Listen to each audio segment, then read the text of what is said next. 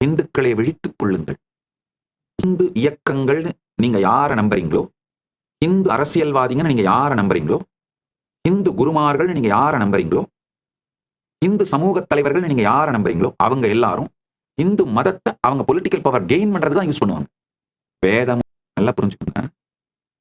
இந்துக்கள் இந்து மதத்தை வாழ்க்கையாக நம்புபவர்கள், இந்து இயக்கங்களின் தலைவர்கள், இந்து மதத்தை முன்வைத்து அரசியல் நடத்துபவர்கள், இவங்க எல்லாருமே புராணங்கள் மீதும் வேதம் ஆகமம் புராணங்கள் மீதும் ஸ்ரத்தை வந்து அவை சத்தியம் என்று புரிந்து கொண்டால்தான் அவங்க பொலிட்டிக்கல் பவரை கூட இந்து மதத்தோட இன்ட்ரெஸ்டுக்கு அட்வான்ஸ் பண்றதுக்கு யூஸ் பண்ணுவாங்க. இல்லைன்னா இந்து மதத்தை அவங்க பொலிட்டிக்கல் பவர் கெயின் பண்றதுக்கு தான் யூஸ் பண்ணுவாங்க.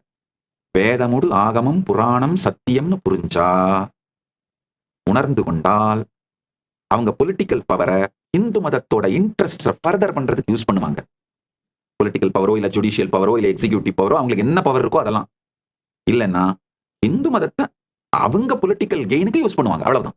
ஏன்னா உள்ளுக்குள்ள இந்த சத்தியங்கள் உண்மைன்னு புரிஞ்சு கன்வின்ஸ் ஆகலைன்னா மேம்போக்கா எப்படியே ஒரு சோசியலா விளையாடிட்டு விட்டுருவாங்க. இதோட ஆழம், முக்கியத்துவம் இதெல்லாம் புரியாமல் இந்து மதத்தை வெறும் ஒரு பொலிட்டிக்கல் பவர் கெயினுக்காகவும் இல்ல ஏதாவது ஒரு சோசியல் பவர் கெயின், ஏதாவது அந்த டைம்ல அந்த பவர் கெயினுக்காக யூஸ் பண்ணிட்டு விட்டுருவாங்க. இந்துக்களை விழித்துக் கொள்ளுங்கள்.